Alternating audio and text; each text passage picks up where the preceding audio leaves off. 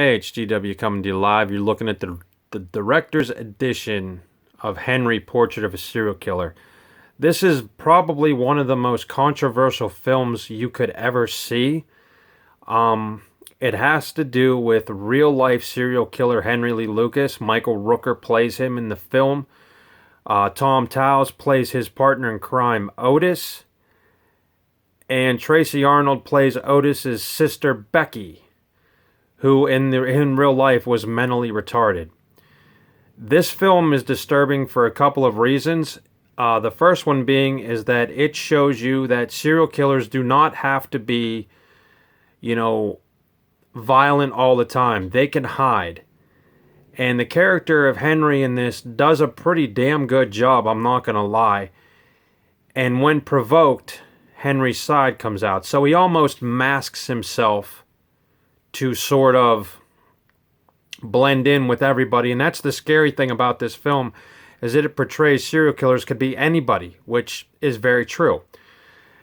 Like I told you, this film was put out in 1989. It actually got a dreaded X rating because of a couple of things. The first one being that the gore effects in the very beginning of the movie, you see Henry at a bar, casually getting some cigarettes. As soon as that scene's over, you see the aftermath of what's left of the bar. This scene is, exaggerated, but in real life, Henry Lee Lucas lost count of how many people he actually did kill. He said the number could be up to 200 and plus, though few speculate that it's true. Basically, this film's about Henry, who's a drifter, and his buddy Otis, and they go on a killing spree. And it gets pretty damn graphic pretty much in the middle. Once you see Henry's anger come out, it's pretty much a done deal. You realize that this guy's wires aren't really, connecting right. The performance of Michael Rooker, Tom Towles, and Tracy Arnold are exceptionally well in this film, and you actually believe that Michael Rooker is a serial killer. I mean, he blends in with this character pretty damn well. Henry Lee Lucas actually died in jail, I think maybe, or he was electrocuted, I'm not sure. He was sentenced to death or given, multiple lifetime sentences for his crimes. The one interesting thing, though, about this film, other than the controversy, like I said, it did get a dreaded X rating for the gore and the realism. There's a scene in there where Henry is talking to Otis and teaching Otis how to kill people. And basically says, you have to stab one, you have to shoot one, you do different methods so that the police will not pick up on your trail. And it was deemed by the MPAA that was too dangerous for the John Q. public to know. The other thing I want to point out about controversy is at one time, I want you guys to look down at the very bottom. This motion picture is intended for individuals 17 and over. Basically, if you went to buy this film, you were told no unless you were 17 or 18 years old. You actually had to show ID to buy this film. So the MPAA did not want it in the minors' hands because of the fact that it contained not exaggerated violence, but real violence. There is a scene in here that's really disturbing in which Henry and Otis watch a tape of their home invasions. If you read up about anything about Henry Lee Lucas, they actually did home invasions where they would tie people up, assault them, murder them. And it's not easy to watch. I've seen this movie a billion times, and I'll tell you what, it still makes me, twitch in a chair.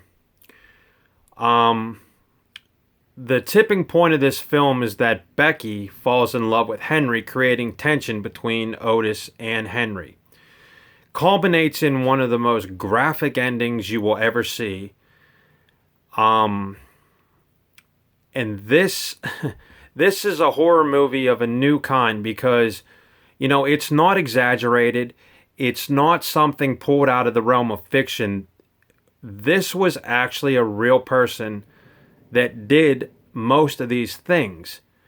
When this movie came out, it was highly praised by Roger Ebert and Gene Siskel for having the realism and having the guts to show both sides of the serial killer coin.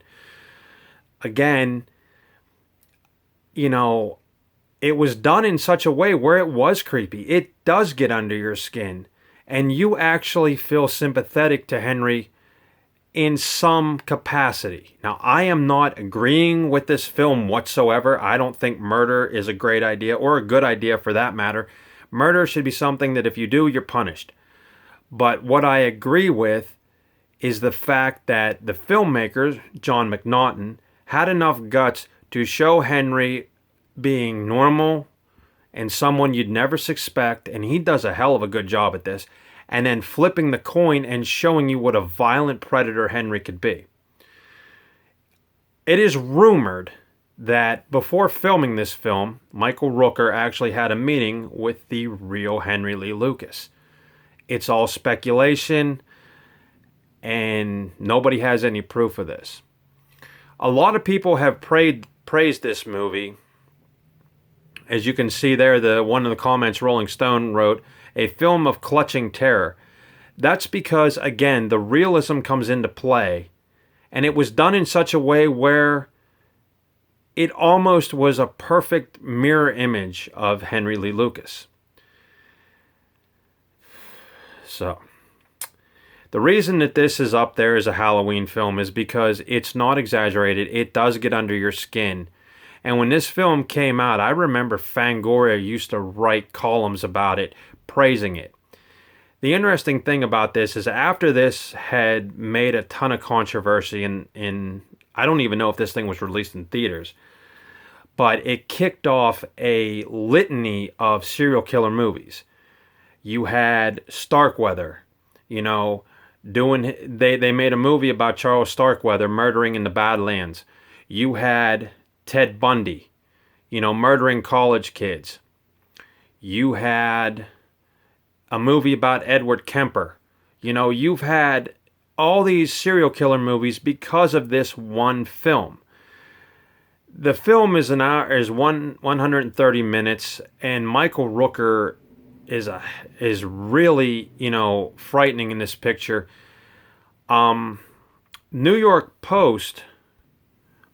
York Times actually called it profoundly disturbing. Los Angeles Times said Henry is the epitome of the urban boogeyman. USA Today gave it 4 stars.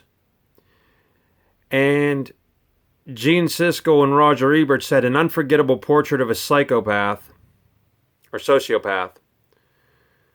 And Time Magazine called it exemplary, exciting, and extraordinary. And the one thing that they are all guess right about is that once you watch this movie, you will not look at people in the mall the same way again. You'll have your guard up.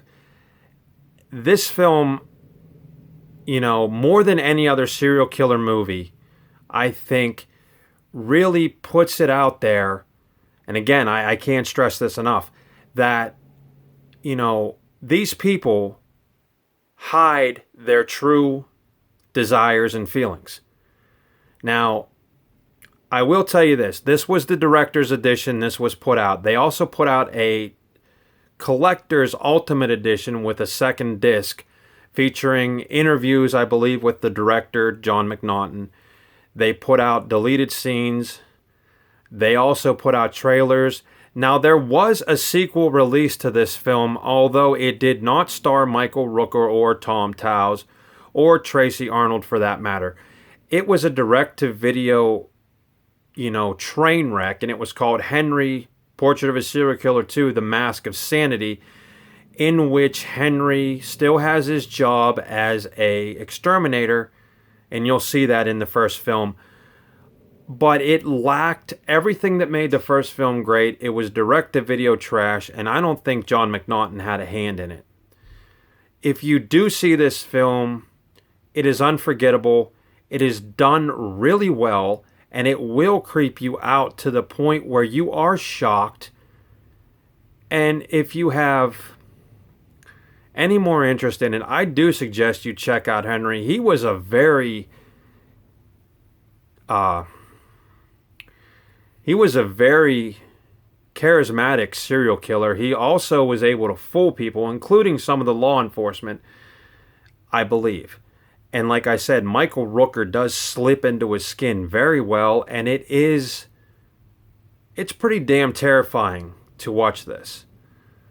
So that's why this film deserves a shot at the, on our countdown of best Halloween movies, because it is not pulled from fiction. It is not something somebody dreamed up at a table. It is not an urban legend. This was real life.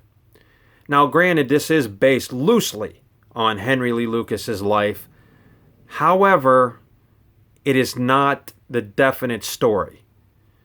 So I suggest you check it out, because it does deserve a place for being shocking cinema, as well as a horror film that is out of the norm for the boogeymen, the zombies, the axe murderers, and the chainsaw wielding maniacs. That's my pick for this weekend. I hope you like it. Henry, Portrait of a Serial Killer from 1989, put out by MPI Video. Check it out. Let me know what you think.